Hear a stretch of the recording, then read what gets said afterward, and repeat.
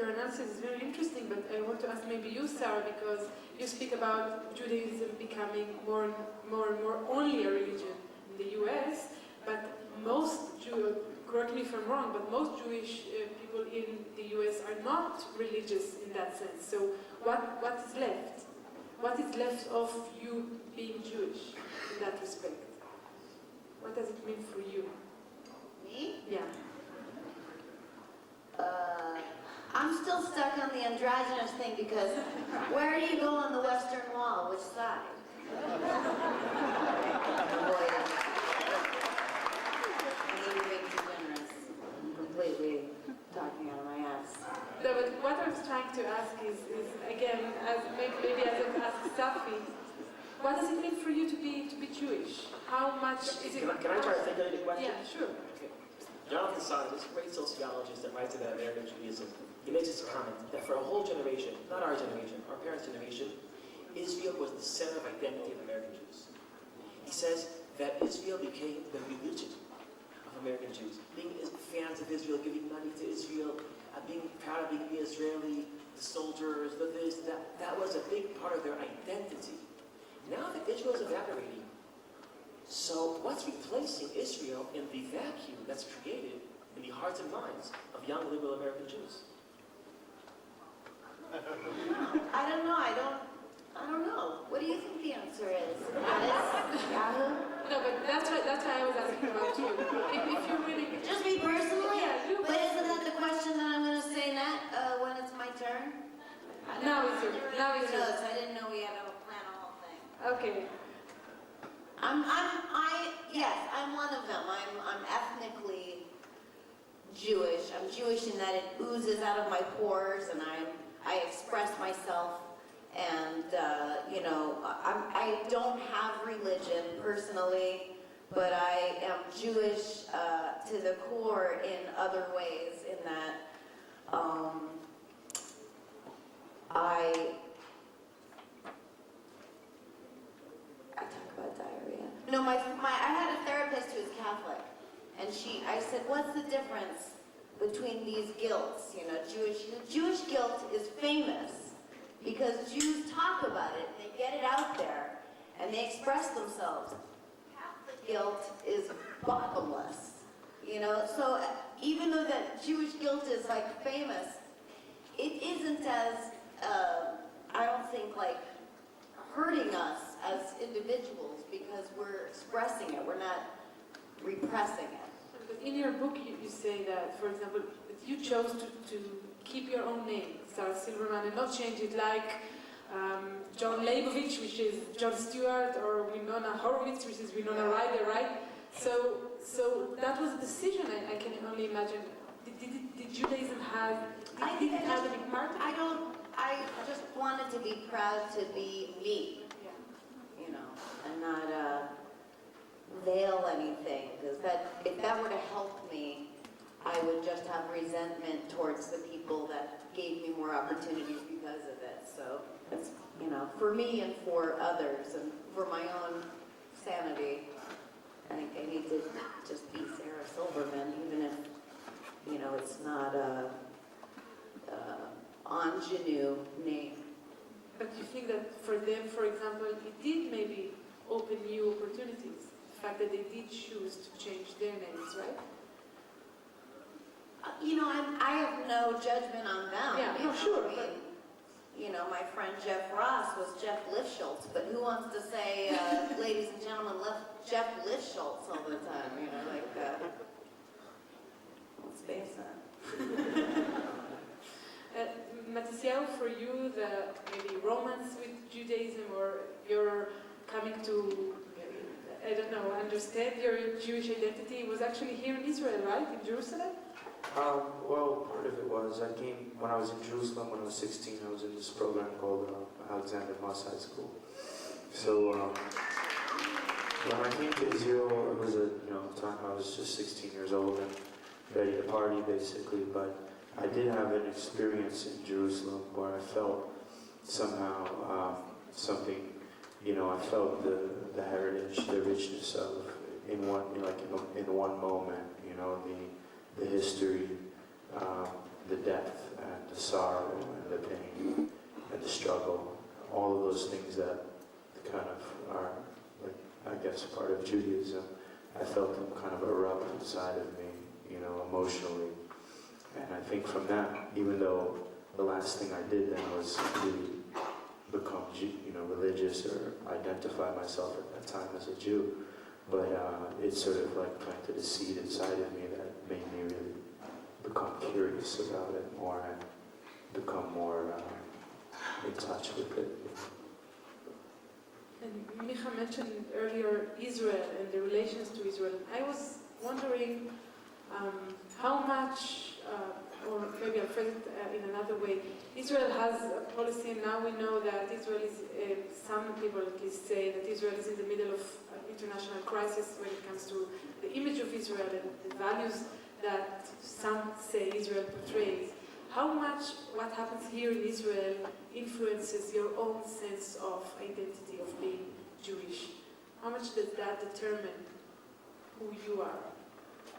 I think still to this day, at the end of the day, like, when Jews really feel that they're Jewish, when they really feel they're connected, is when someone's trying to kill us or someone is trying to eliminate us in some senses.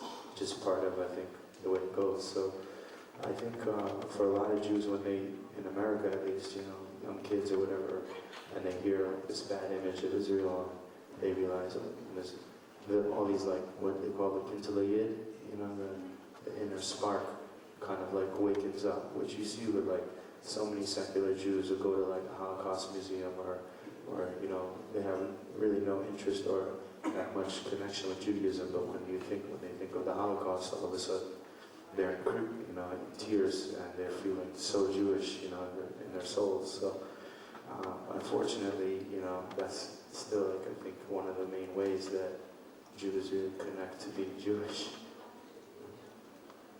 But for you, for example, Safi, how do you experience everything that goes on with Israel and protesting against it and so on and so forth? How much does that influence your own sense of identity?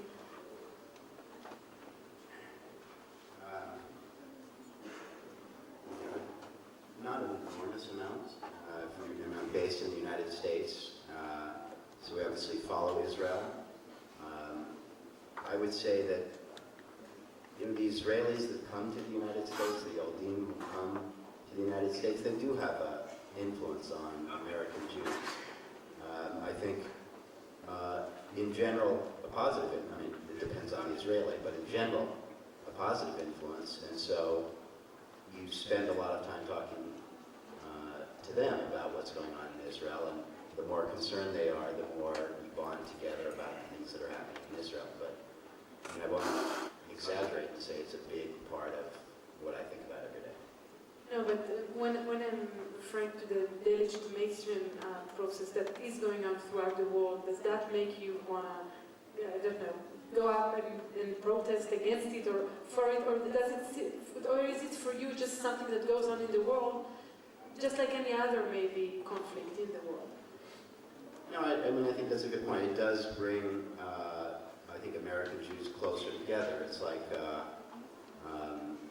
you have a common problem, and I think once you have a common problem that you're fighting against, it does bring people closer. I guess that's what Sarah Silverman said in her opening presentation about how to get the Jews and the Palestinians together, to create a common problem.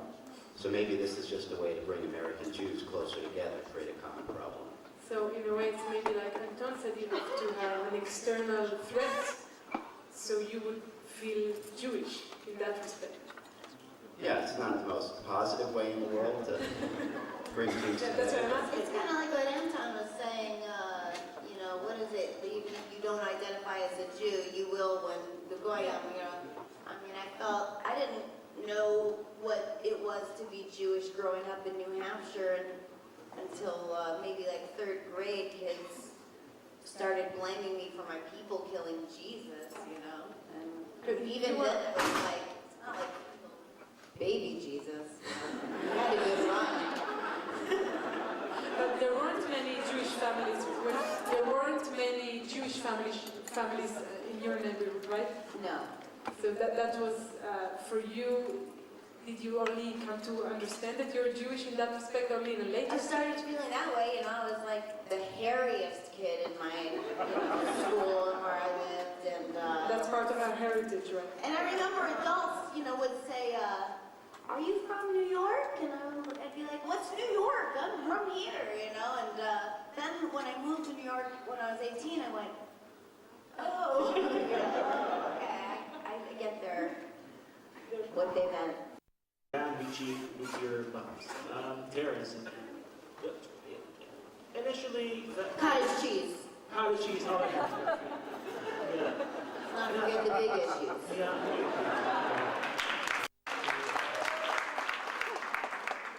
That's something nice to Israelis. I never like cheese anyway. How do you know when it's done?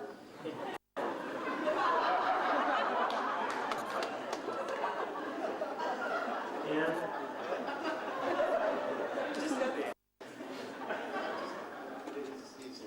Cottage cheese, you have great train of thought, and now it's all Force the first bite. Then you're like, "Ugh, I do like it."